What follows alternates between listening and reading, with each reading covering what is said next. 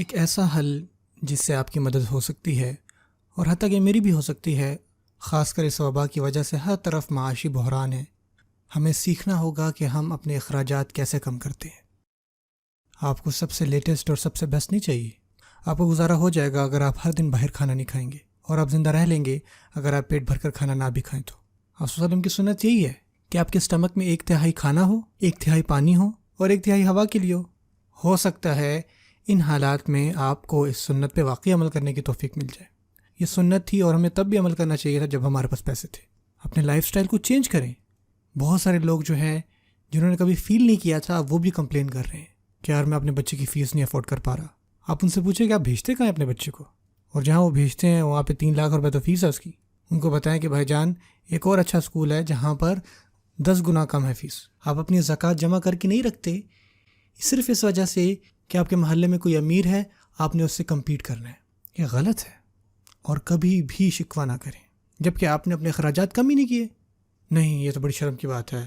اگر آپ یہ سوچتے ہیں کہ شرم کی بات ہے تو سہیں پھر اس کو کہ آپ میں اتنی بھی انسانیت نہیں تھی کہ آپ اپنے اخراجات کم کر سکیں۔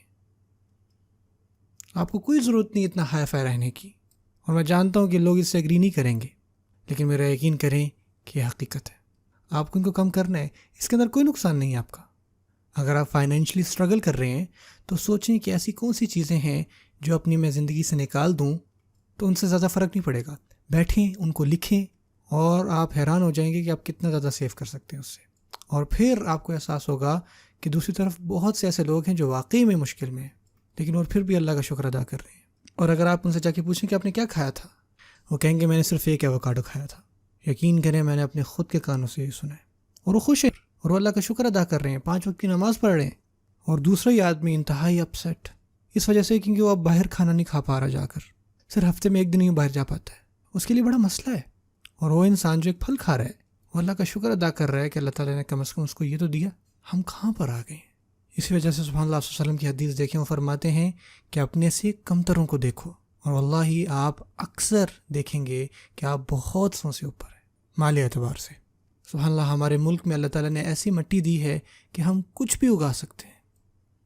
آپ کس طرح شکایت کر سکتے ہیں؟ ہم دراصل سست ہیں۔ اگر آپ نہیں ہیں تو اللہ سے دعا کریں کہ ایسا کبھی آپ کے ساتھ نہ ہو۔ اللہ تعالیٰ ہمیں ویسا بنائے جو اللہ کا شکر ادا کرتے ہیں اور اپنے اخراجات کو کم کرتے ہیں، کہ جب وہ دوسروں کو دیکھیں تو سوچیں کہ یار وہ کتنے خوش نصیب ہیں۔ اور ہمیں ویسا بننا ہے کہ ہم دیکھیں کہ لوگ کس طرح جی رہے ہیں۔ آپ آئے دن خبر میں پڑھتے ہیں کہ دنیا میں کیا کیا ہو رہا ہے۔